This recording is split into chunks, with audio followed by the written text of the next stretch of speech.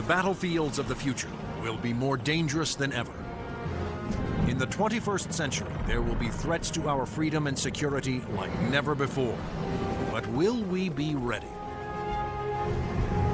Battles will be fought on land and sea, but they will not be won without supremacy in the air. Enter the incredible world of 21st century combat.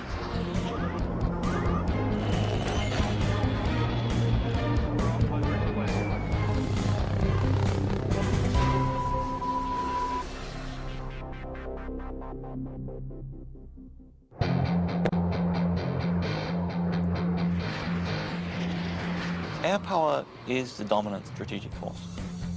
It's air power that lets you influence events and respond to events quickly. It's air power that lets you fight a war without putting hundreds of thousands of people on the ground. To date, Air Force F-15s have won more than 150 dogfights against enemy fighters without a single loss. And the Navy F-18 Hornet is widely recognized as the world's best carrier-based fighter bomber. But in the future, neither the F-15 nor the F-18 will be able to survive against deadly enemy anti-aircraft missiles. Surface-to-air missiles, or SAMs, are going to represent the biggest threat. Those very formidable systems developed in Russia or China will have to be taken out of action very quickly in any future conflict. The fighter of the future will need to be stealthy to slip past enemy radar. It must be able to take out anti-aircraft installations. And it must out-dogfight any enemy fighters that get in the way.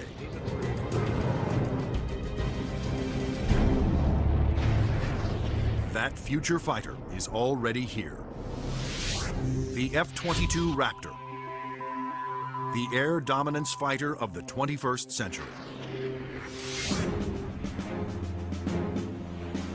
Developed by Lockheed Martin, this advanced tactical fighter has been designed to be the first plane to cross enemy lines, clearing the way for all other forces.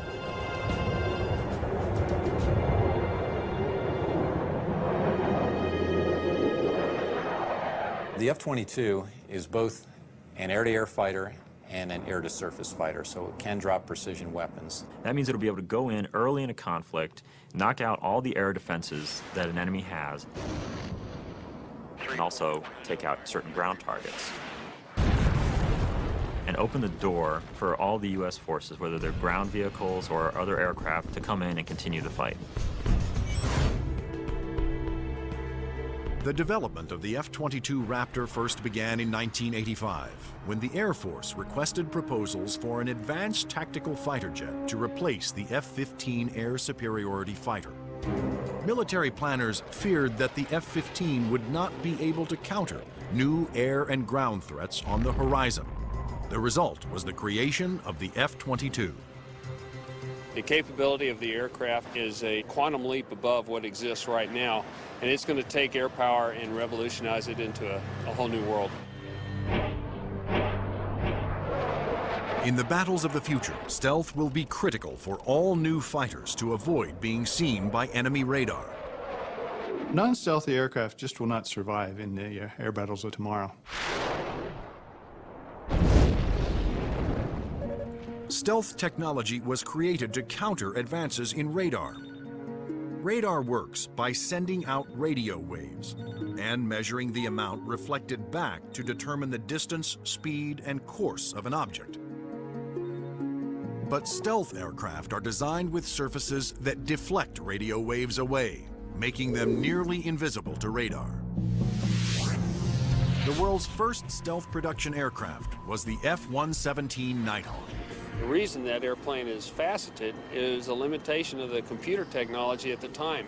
It's easier to model a finite number of flat surfaces than it is a bunch of curved surfaces. And while the aircraft was a breakthrough at the time, the facets limited the plane aerodynamically. But now, thanks to more powerful computers, engineers can design aircraft that do not have to sacrifice aerodynamics for stealth. The F/A-22's aerodynamic slickness allows it to have the lowest drag of almost any aircraft ever produced. The F-22's aerodynamic superiority, combined with its stealth and firepower, make it a far better adversary than any aircraft before it. The F-15, which the F-22 will replace, has been a very successful fighter, but it is not stealthy. The F-117, while stealthy, carries no air-to-air weapons and is not designed for air combat. It relies on stealth and mission planning to protect itself. But the F-22, on the other hand, is not only stealthy, but comes with a full complement of air-to-air and air-to-ground weapons. The primary armament is in weapons bays underneath the airplane, where we carry 6 medium-range radar-guided missiles. By carrying the weapons internally, it preserves the stealthy shape of the plane. For closer infighting, the F-22 has short-range missiles and guns. Behind these two doors right here is the side weapons bay. This is where we carry a heat-seeking missile.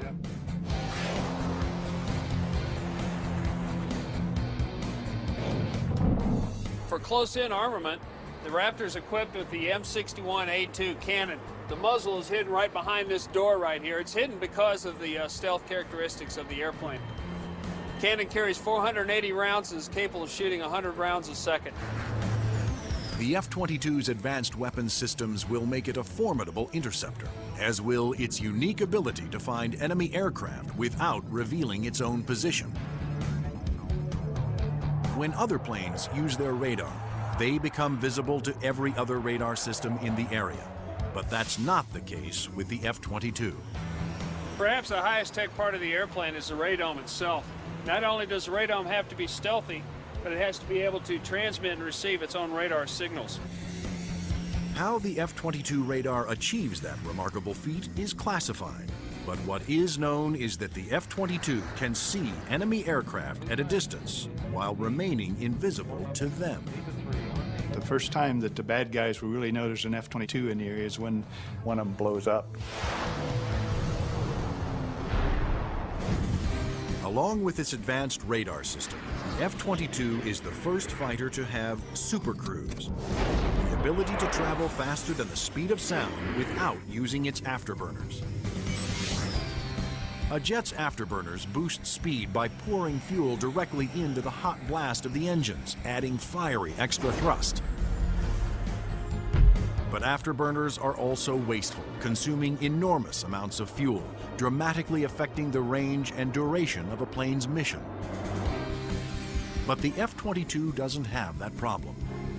Without using afterburners, it can supercruise at an incredible 1.5 times the speed of sound, over 1,000 miles per hour.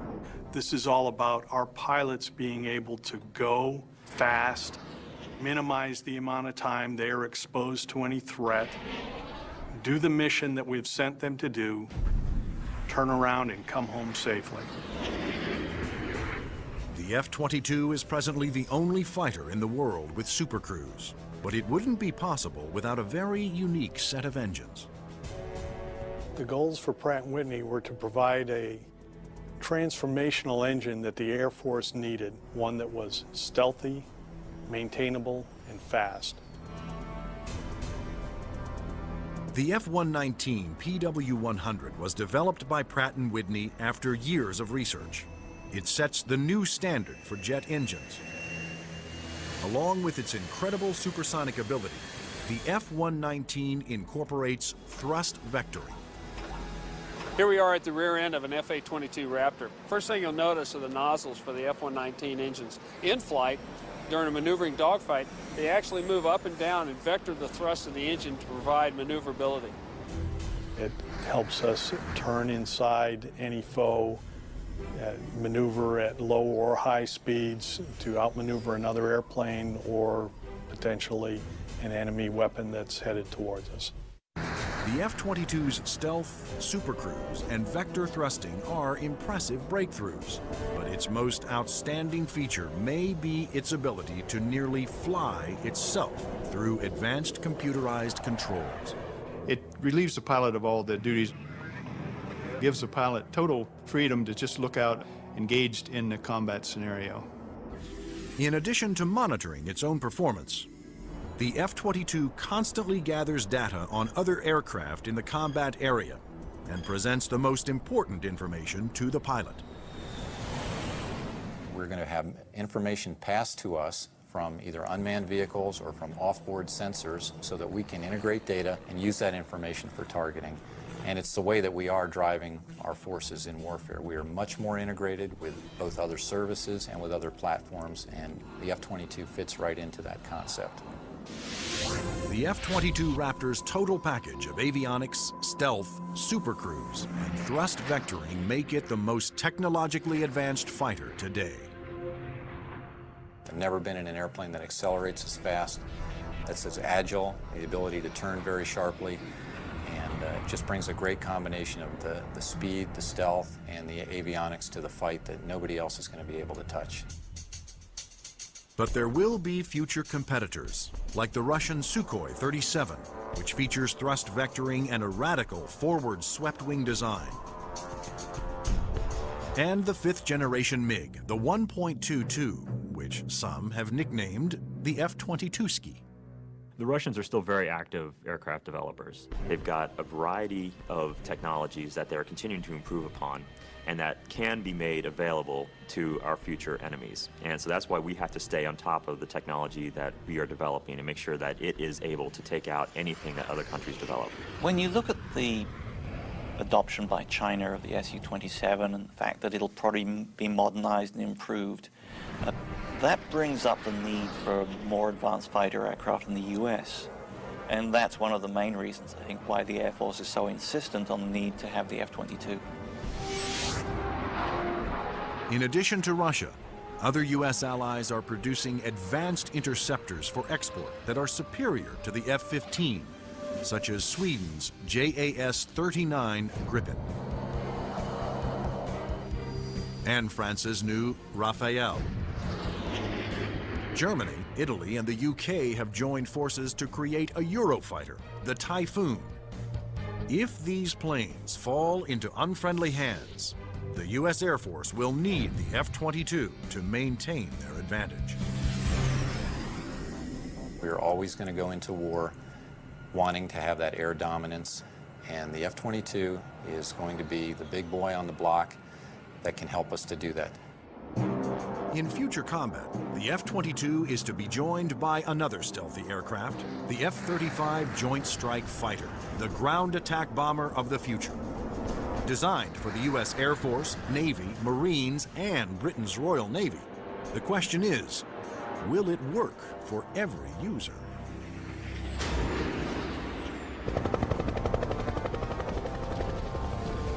The rules of war have changed. Brute force has given way to high tech, and conventional weapons of the past will no longer be effective.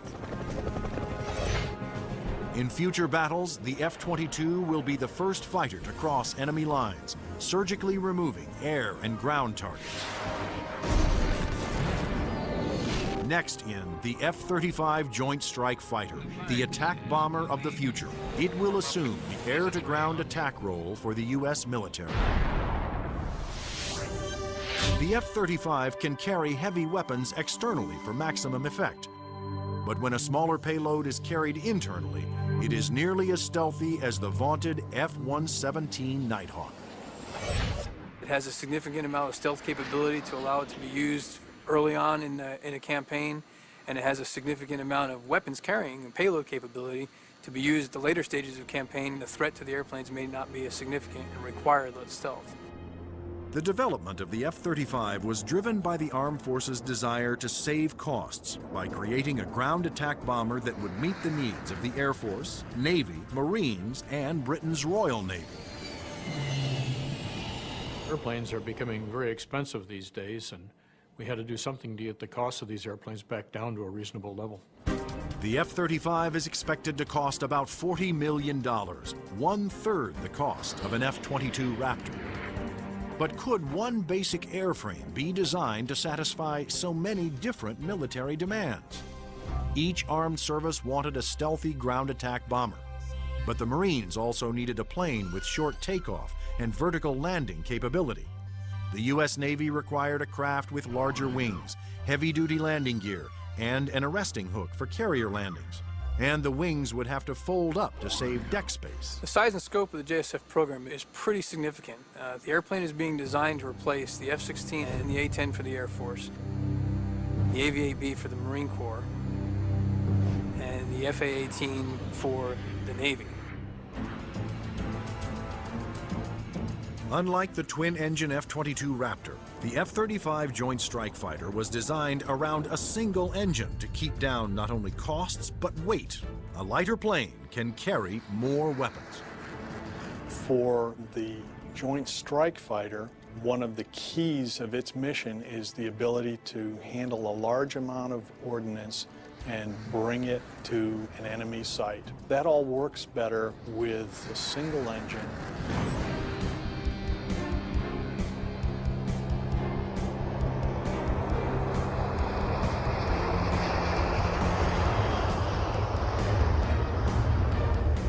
The Air Force version of the Joint Strike Fighter, the F-35A, made its first flight attempt on October 24, 2000. Tom Morgenfeld, who had been a test pilot for the F-22 Raptor, was at the controls. Well, a million things are going through your mind. Your eyes are everywhere, you're listening, you're watching. Your senses are tuned to an incredible level because you're sensing and feeling the airplane for the very first time. It flies wonderfully. It's definitely a pilot's airplane. The Air Force testing went smoothly. Next, a Navy version was built with heavy-duty landing gear and wider wings for the slow speeds needed to land on carriers. Navy test pilots flew touch and goes, demonstrating the F-35's ability to land within the space of a carrier's flight deck. But the most difficult challenge still lay ahead for the F-35 program. The Marine Corps needed a version that could perform short takeoffs and vertical landings, STOVL for short. The STOVL capability is extremely important to the Marine Corps because the airplane can go just about anywhere that the rest of the forces can go. It's not limited to needing a large runway. It doesn't need a really big ship to operate off of. Engineers at Lockheed Martin, the designers of the F-35 Joint Strike Fighter, took a hard look at the AV-8B Harrier, the STOVL fighter that the new aircraft would have to improve upon. The Harrier is a great airplane if you look at the fact that it's basically 1960s technology. It's achieving all those wondrous STOVL flight sort of maneuvers without the aid of a lot of computers. The Harrier's ability to take off, hover, and land vertically is achieved by vectored thrust. The powerful force of its jet engine is directed downwards through 4 nozzles that can pivot 90 degrees. I was brought in because I am a Harrier pilot with almost 1,600 hours in that airplane. So all of the lessons learned I have from the Harrier airframe and operational experience I have, I was able to bring to the program and use those to help evaluate the X-35 STOVL version. For hovering, engineers gambled on a radical new system. They planned to supplement the vectored thrust method by harnessing the jet engine to a drive shaft that would power a fan to blast air downward. In 1991, we unveiled this shaft-driven lift fan system to the technical world. Some actually said, "You gotta be kidding me. Are you guys serious?" The lift fan required doors to open behind the pilot on the top and bottom of the plane to draw in more air. The fan would blast air down mid-ship, while the jet nozzle in back swiveled, blowing its powerful exhaust down to create a balanced lift force. The shaft-driven lift fan system allows you to harness a lot more energy out of what the engine is producing. But harnessing a jet engine to a drive shaft proved to be extremely difficult. The mechanical energy we were dealing with in the shaft-driven lift fan system was very large. We had 28,000 horsepower being transmitted from the drive shaft from the main engine to the lift fan. And that's similar to the power going through a U.S. naval destroyer. The lift fan's ability to blend large amounts of cool air with the hot jet exhaust provided another important benefit. One of the things we learned in JSF was to combine the jet exhaust to get a lower combined temperature than the Harrier. This allowed us to avoid some of the problems. Large amounts of cool air with the hot jet exhaust provided another important benefit. One of the things we learned in JSF was to combine the jet exhaust to get a lower combined temperature than the Harrier. This allowed us to avoid some of the problems with concrete where the concrete would actually burst and explode under the high temperature and high jet exhaust from the Harrier. At the Lockheed Martin test facility in Palmdale, California, the revolutionary lift fan system was put to the ultimate test, in the air. If the lift fan failed during hover, the plane would crash.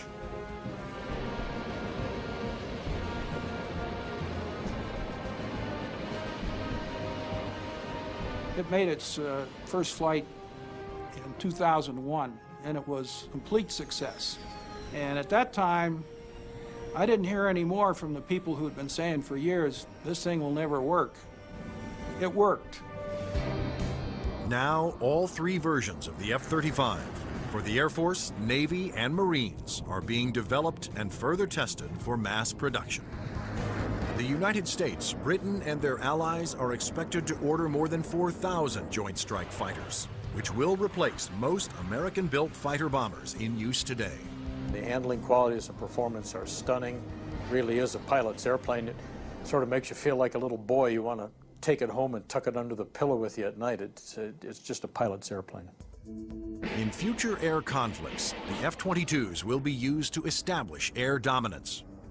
Then waves of stealthy F-35 Joint Strike Fighters will use their superior weapons-carrying abilities to attack other major ground targets. The Joint Strike Fighter is going to be the backbone airplane for hauling freight. It is going to be the muscle part of sustained forces. Commanders can also alter an F-35's mission in the air as situations change during the battle. There are a variety of ways for the F-35 to bring in information from external platforms, other airplanes flying around the battlefield, satellite-based assets, ground-based assets. All that information can be presented to the pilot in the cockpit and allow him to be more of a tactician and manage the tactics of the game that day instead of worrying about the nuances of flying the airplane. The pilot's job will be to supervise the process of identifying the target and then to give consent for weapons release.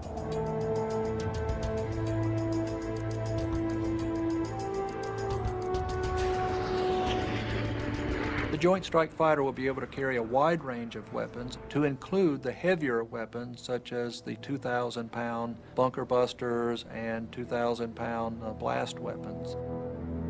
The Joint Strike Fighter's 1-ton bunker busters and blast bombs will be guided to their targets with pinpoint precision by JDAM tail kits. The Joint Direct Attack Munition, or JDAM, is a kit that can be put on any bomb to give it the brains to know where to go, and the movable tail fins to guide it there. JDAM is a guidance kit that came after Desert Storm. This little round piece on the side there is an inertial navigation clock. Now this clock, instead of measuring seconds, measures feet. If you take the unit and you tell it where it is right now electronically, and then you move it back a foot, or you move it up a foot, it measures every centimeter and every distance. The bomb knows the coordinates of where the airplane is, and it also knows the coordinates of where the target is. And when the weapon is released from the airplane, it simply flies from one set of coordinates to the other and does its thing when it gets there. Because a JDAM is directed by GPS, or global positioning satellites, it can hit targets regardless of visibility. The way we use it is by employing it against targets that we cannot normally see visually, whether it is due to weather, smoke, haze, or just some sort of other thing that's obscuring the target.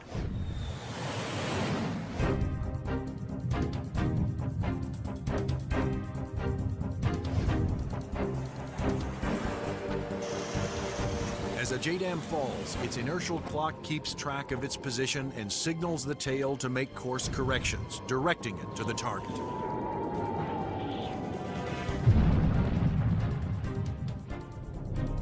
The accuracy of new weapons like JDAMs will reduce collateral damage.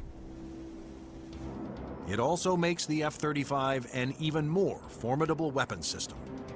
The new weapons such as JDAM really reduce the need for the number of sorties, and that reduces our risk because we're not exposed to enemy threats as often. The F-35's combination of advanced weapons, avionics, and stealth will help it ensure its success over the battlefields of the future. U.S. military planners wondered if these same features could be utilized in a helicopter. They wanted a stealth helicopter. But could it be done?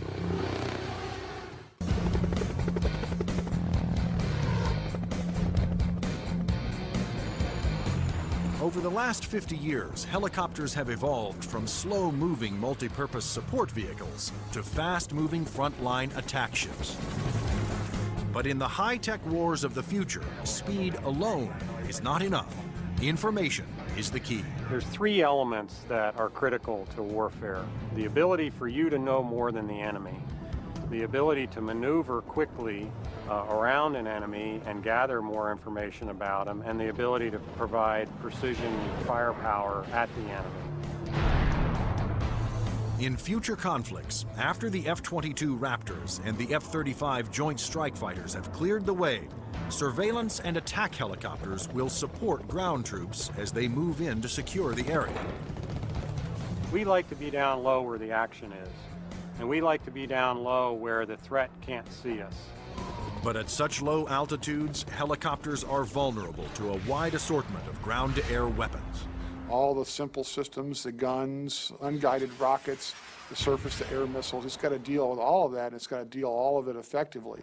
The Pentagon has responded with a two-pronged strategy to counter this threat: inexpensive, expendable unmanned helicopters and stealthy manned helicopters. Unmanned helicopters will be primarily used for surveillance and for gathering targeting information. Fire Scout, designed by Northrop Grumman, was specifically developed to take off and land on Navy ships. However, the key to creating a successful manned helicopter for future combat is to make it stealthy like the F-22. But the question is, can it be done? Achieving stealth in a helicopter is different from stealth in a fixed-wing aircraft. You're concerned about different signatures: radar reflectivity, infrared, noise, all things that will give away an aircraft's position. Those signatures, like heat, smoke, and sound, put helicopters and their pilots at serious risk over the battlefield. All the small shoulder-fired missiles, which are very effective against helicopters, are heat-seeking infrared systems. The challenge for engineers was to create a quiet helicopter with very few signatures and a small radar cross-section. And that's exactly what Sikorsky has done with the new RAH-66 Comanche. In the Comanche, with all the stealth capabilities, we can defeat the radar threat. We can defeat the guy with the shoulder-launched heat-seeking missile. And from the guy popping up in the tree, our agility defeats him. Our small size, our quiet acoustic signature defeats him. Often the first thing you hear from a helicopter is the sound of the wake from the main rotor hitting the wake from the tail rotor. In the Comanche, the fan tail is shrouded, so there is no interaction between the fan blade tips and the main rotor tips, and it's also canted slightly. And those all contribute to reducing the acoustic signature. Engineers also experimented with the main rotor to find a quieter design. If you look at a Comanche, it's got a 5-blade rotor, and what that does is it cuts down the normal chop, chop, chop sound from a helicopter into a more discreet whir that kind of blends into the background. Reducing the heat signature of a helicopter is also essential to making it more survivable. When you look at a Comanche, the first thing you ask yourself is, where's the exhaust? Where does all this hot air get out of the engine? The Comanche's exhaust actually escapes through the tail boom, where it is instantly dispersed by cool air from the rotor. That missile has to have something to home in on, and that's a heat signature. Comanche defeats that by the engine exhaust being mixed with ambient air and cooling it so that there's no longer a heat plume for that missile to home in on. To defeat radar, the Comanche utilized the stealth secrets first developed for the F-117 Nighthawk. There are no radar-reflecting right angles on its outer fuselage, and all weapons are carried internally to help keep its stealthy shape. What's interesting about the helicopter is some of the things that achieve stealth actually make the helicopter better. Things like the retractable landing gear and the retractable weapons bays, that also makes it sleeker and faster. So once you've bought into the stealth part of it, you get other superior attributes. The main role of the Comanche is to give commanders an overview of the battlefield by providing up-to-the-minute information. Comanche is going to be basically their flying cavalryman. It's going to dart in and out, slash and cut, be a reconnaissance vehicle. As Comanche's two pilots gather data, their computer shares that data with other Allied forces. When the Comanche finds the enemy, he's going to kind of direct like a quarterback to apply the firepower to defeat that enemy.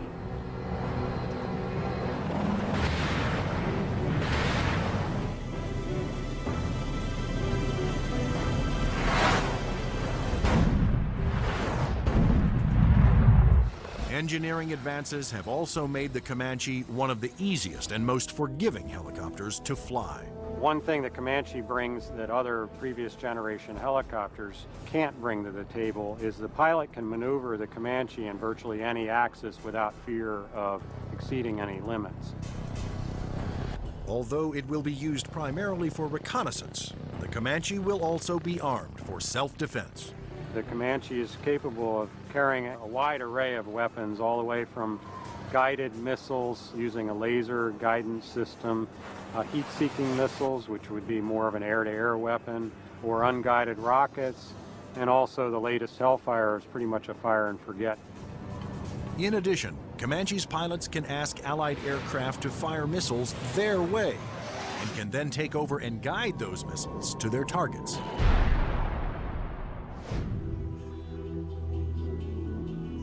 If the Comanche is hit, its computer system can often fix itself by reassigning vital functions to undamaged computer cards. This is where the computer brain of the Comanche is.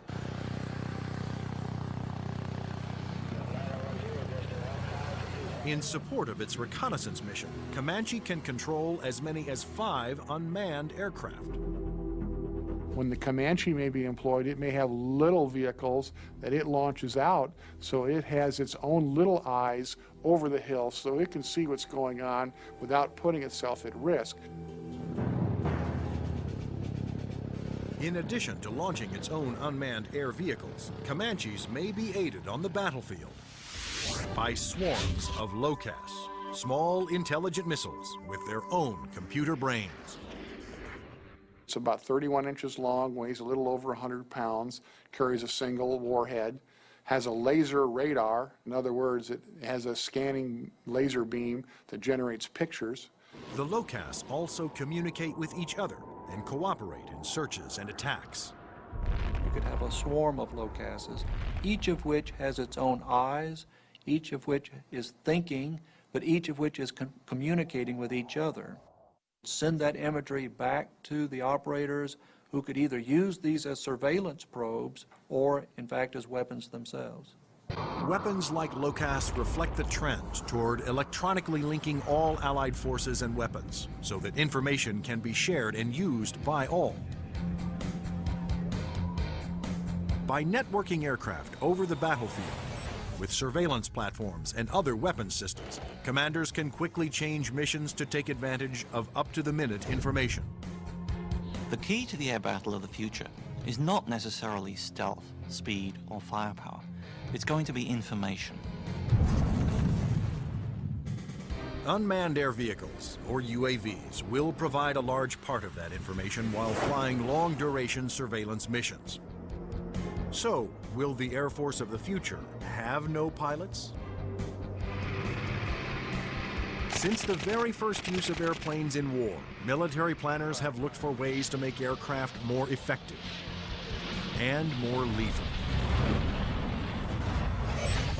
once so secret their very existence was denied by the government, unmanned air combat vehicles, or UCAVs, are now poised to take the preeminent role in 21st century air combat.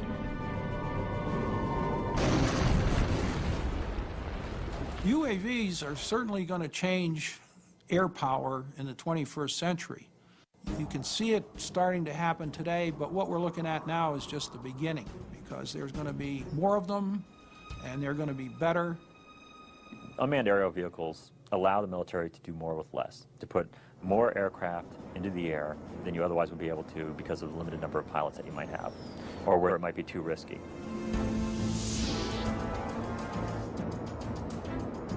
In the future, aircraft that have no pilots on board will carry out the most dangerous combat missions. Today, unmanned air vehicles, or UAVs, are already taking over the role of long-duration surveillance. UAVs don't have mothers. You lose a UAV in combat and nobody bats an eyelid. One of the earliest surveillance UAVs was the Predator. It was developed in the early 1990s. When you look at Predator, basically they start off as being long-endurance systems that can really persist over the battlefield. In Afghanistan, Predators provided critical real-time intelligence. And it was there that a Predator made an amazing transformation from surveillance to armed aerial attack. Fired a Hellfire missile, an Al-Qaeda convoy, and destroyed one of the vehicles in there. And at that point, it crossed the line from an unmanned aerial vehicle into an unmanned combat aerial vehicle. Today, the new Predator B can carry up to 10 Hellfire missiles. Of course, its primary mission is still what the military refers to as ISR, or Information, Surveillance, and Reconnaissance. It's basically a poor man's satellite. I mean, you can bring it in and let it dwell in an area. UAVs transmit important visual information to battlefield commanders via satellite or other data links. Once targets had been located, identified, and cataloged, these could be disseminated to other weapons or weapon systems. Reconnaissance UAVs have multiple ways of conducting surveillance. On clear days, they use specially stabilized optical lenses that can zoom to high magnification. At night, they use infrared, and under adverse conditions, they use synthetic aperture radar to pierce the thickest clouds, sandstorms, or oil field smoke. When the radar is reflected back, it can also be used to create a 3D image of objects. If the enemy chooses to use countermeasures or decoys or deception techniques, having to beat 3 systems is a lot harder than 1. The success of the Predator paved the way for the development of an even more advanced high-altitude jet-powered UAV by Northrop Grumman. It's called the Global Hawk, but unlike the Predator, it was designed to take off, fly its pre-programmed mission, and land all on its own, thanks to the GPS, or Global Positioning Satellite System. The Global Hawk is basically a much larger version of the Predator. It has higher altitude capabilities, increased payload. It can carry a lot more sensors, a lot more communication devices, and it can loiter over a battlefield for up to 35 hours. The Global Hawk can stay aloft for a day or more, providing constant near real-time video surveillance over an area the size of Illinois. Predator and Global Hawk give us an up-close view, which is something you can't get from a national asset, which would be a satellite type of thing. Though still in development, the Global Hawk had a dramatic impact during Operation Iraqi Freedom. A single prototype provided information to Allied forces on 55% of all time-sensitive targets, including mobile Scud missile launchers.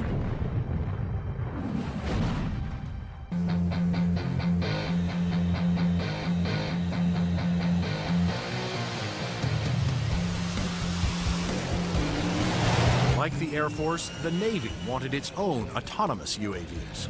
However, designing one to take off and land on an aircraft carrier was a tremendous challenge. But the engineers at Northrop Grumman were up for it. In the summer of 2000, they began working on the X-47 Pegasus. The hardest part of the Pegasus program was definitely the flight controls. Getting on and off an aircraft carrier, of course, is one of the toughest design problems for an aircraft. And doing this with a tailless vehicle like Pegasus certainly was the toughest problem we had. That problem was solved by using 6 innovative surfaces to make the plane climb, descend, and turn. This surface just rotates up. The elevon, of course, both up and down, and then there's another inlay on the lower surface as well. The first flight of Pegasus, the demonstration was very, very successful. It lasted approximately 12 minutes. There was no human in the loop. But could Pegasus, without any human assistance, land within the tiny space between the arresting cables of an aircraft carrier? The engineers came up with an ingenious way to find out. And we actually glued a small paintball down onto the bottom of the hook so we could get a clear touchdown point. That was quite an achievement that we're very proud of. The Navy will use its stealthy UAVs to get targeting information for its guns, missiles, and fighter aircraft. The initial focus has been on information, surveillance, and reconnaissance to provide targeting information to the Navy's strike packages.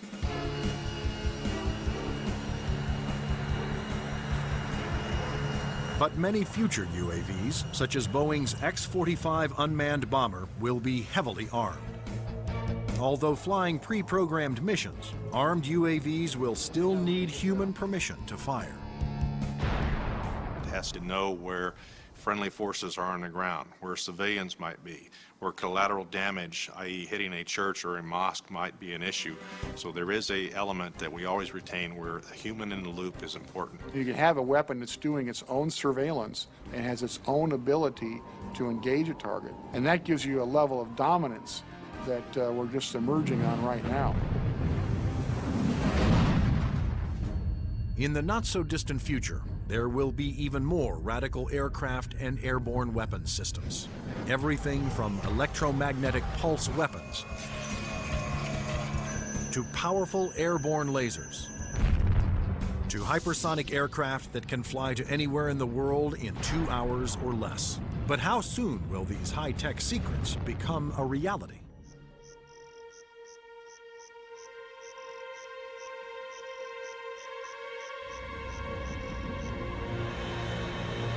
The enigmatic F-117 stealth jet flew in secret for 10 years before its existence was revealed to the public. Some of the unclassified projects that are acknowledged by the Pentagon seem more like science fiction than reality. The military is designing a weapon system designed to neutralize an enemy encampment or factory without destroying it and scattering nuclear, biological, or chemical materials. Electromagnetic pulse, or EMP weapons, will blast a highly concentrated magnetic field towards its target, overloading and destroying any electrical components. The small electromagnetic pulse weapons offer some pretty startling capabilities. You can essentially completely destroy an enemy's electronic infrastructure in a very precise way. You can fly over a small facility, only a couple of acres, fire it, and suddenly none of their computers work, none of their weapons work, none of their electronics at all will work. Researchers are also experimenting with an airborne chemical laser. An entire aircraft has been turned into a chemical energy plant that points that laser at a target and burns through missiles. This aircraft will fly at higher altitudes and will primarily be used for Scuds or for ballistic targets that would be fired from one country to another.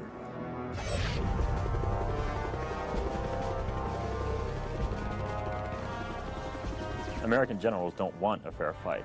They want their equipment to be the absolute best in the world so that whatever they come up against, they can defeat it quickly and efficiently. The battlefield of the future will continue to be a dangerous place. But military planners believe that the key